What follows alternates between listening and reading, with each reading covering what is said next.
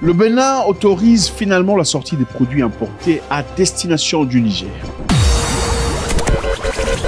Salut à tous, c'est toujours avec beaucoup de plaisir. Le Bénin, un pays que j'aime beaucoup, a décidé d'assouplir les restrictions imposées sur le trafic de certains produits à destination du Niger. Une note signée par le directeur adjoint des douanes précise que les produits importés tels que le riz, les conserves et l'huile peuvent désormais librement être exportés vers le Niger. En revanche, le produit vivrière cultivé localement, comme le maïs, le mil et le sorgho, reste soumis à des interdictions de sortie pour préserver les réserves nationales et la sécurité alimentaire du Bénin. C'est-à-dire, le Bénin désormais va autoriser la sortie de certains produits tels que le riz, les conserves, c'est-à-dire les sardines, tout ça. C'est quand même intéressant de découvrir que la grande majorité d'Africains mangent des conserves, boîtes de conserves, sardines, machin, histoire. C'est intéressant, ça a été une belle époque. Aujourd'hui, je n'en mange plus pour des raisons personnelles, mais bon. C'est bien de savoir que nous avons tous traversé des moments très similaires. L'huile de palme aussi, désormais, peut partir au Niger. Certains éléments, comme spécifié, le sorgho, le mil, le maïs, ne pourront pas partir parce que c'est de la nourriture principale dans beaucoup de pays, y compris le Bénin. On ne peut pas laisser partir cela puisque ça va créer un vrai problème. Le Bénin et le Niger sont des pays frères. La traversée entre Béninois et Nigériens est naturellement naturelle. C'est-à-dire, les uns ont besoin des autres, les autres ont besoin des uns. C'est aussi simple que ça. À travers la frontière, il y a naturellement eu beaucoup de transactions qui sont effectuées, des part et d'autre. Le Niger a besoin du Bénin, le Bénin a besoin du Niger. Mais il faudrait aussi dire que les experts pensent que au moment où le Bénin avait décidé, en tout cas les autorités béninoises avaient décidé de fermer la frontière, ils ne se rendaient pas compte de l'importance du Niger. Pas seulement sur le plan alimentaire, mais aussi sur le plan économique. Beaucoup de personnes au Bénin et au Niger ont besoin des uns des autres pour évoluer, progresser, pour avoir une vie tout à fait normale. Et ceci nous rappelle évidemment les lignes tracées par les Blancs pour créer les boîtes qu'ils appellent pays. Sinon, si chaque pays était indépendant, le Bénin n'aurait pas besoin du Niger et le Niger n'aurait pas besoin du Bénin. Chacun vivrait comme il le désire parce que ce sont des pays, des boîtes manufacturées depuis le ciel. Malheureusement, ce n'est pas le cas. La réalité géopolitique est surtout très politique. À titre de rappel, le Niger a refusé d'ouvrir les frontières parce que le Niger accuse le Bénin d'abriter des militaires français qui sont là pour entraîner les terroristes destinés à aller détruire le régime présent au Niger. Ce pays, face à la situation sécuritaire, politique et économique, a décidé d'envisager une agression contre le Niger au lieu de le soutenir. En effet, la République du Bénin a autorisé le stationnement de militaires mercenaires et matériel de guerre dans la perspective d'une agression voulue par la France en collaboration avec certains pays de la CEDEAO contre notre pays, malgré l'accord de coopération militaire du 11 juillet 2022 liant nos deux États. Le Conseil national pour la sauvegarde de la patrie et le gouvernement du Niger réitèrent leur volonté d'éviter l'escalade et après avoir appelé à plusieurs reprises le respect des obligations du dit accord, décident de dénoncer l'accord de coopération militaire du 11 juillet 2022 conformément à son article 23 et au préavis de 6 mois.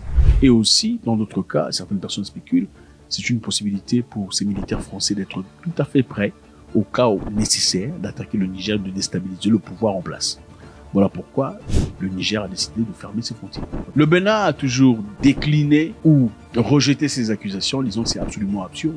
Le Bénin n'a aucune raison d'abriter des militaires français. Il y a même eu un politicien béninois qui a dit que la raison peut-être pour laquelle le Niger penserait qu'il y aurait des militaires français au Bénin, c'est parce que le Bénin a des infrastructures militaires modernes et bien structurées qui pourraient laisser penser à d'autres pays que le Bénin abrite des étrangers. Mais ce n'est surtout pas le cas. Les amis, peu importe ce que c'est, la politique ne devrait jamais entrer entre les frères.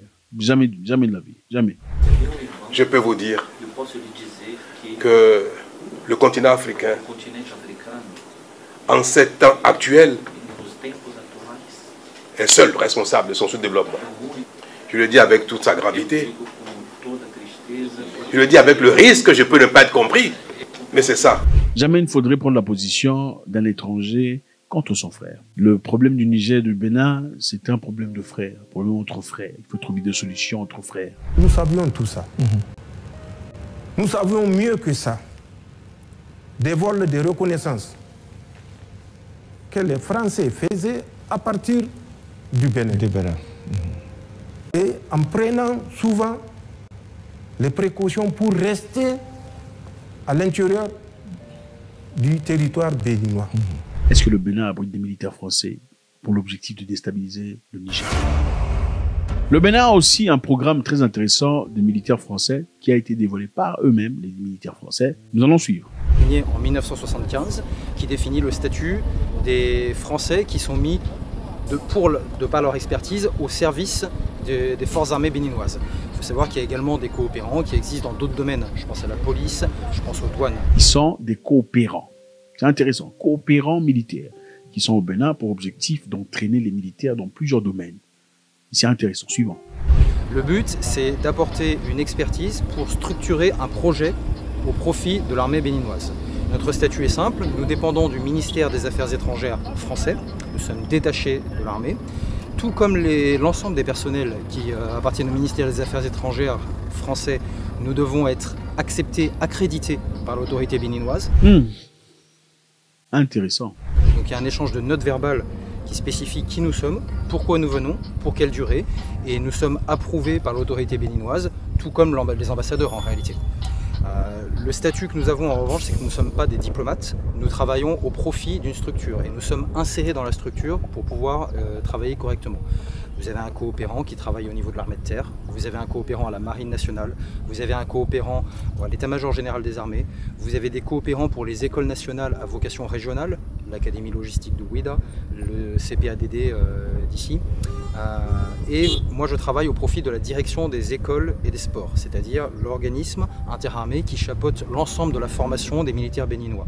Depuis les gens qui sont en lycée militaire, jusqu'aux gens qui sont en école nationale des officiers, des sous-officiers pour la formation initiale, puis l'école nationale supérieure des armées à Porto Novo, et jusqu'aux gens qui suivent le cursus de l'école de guerre à l'étranger. Enfin, il parle d'école supérieure de guerre, école supérieure de tout ça. Une collaboration connue entre le Bénin et la France. Alors, la question qu'on se pose est celle-ci. Quand on accuse le Bénin d'abriter des militaires français, ne serait-ce peut-être pas à cause des éléments tels que celui-ci, pouvant pousser à la masse extérieure de penser qu'il y a une coopération opaque entre le Bénin et la France dans l'objectif de déstabiliser le Niger ou d'autres pays à côté? Moi, mon rôle consiste à appuyer la direction des écoles et du sport sur l'ensemble des projets qu'elle veut mettre en œuvre. Par exemple, quand la direction des écoles et des sports dit « nous souhaiterions envoyer des stagiaires béninois se former en France ».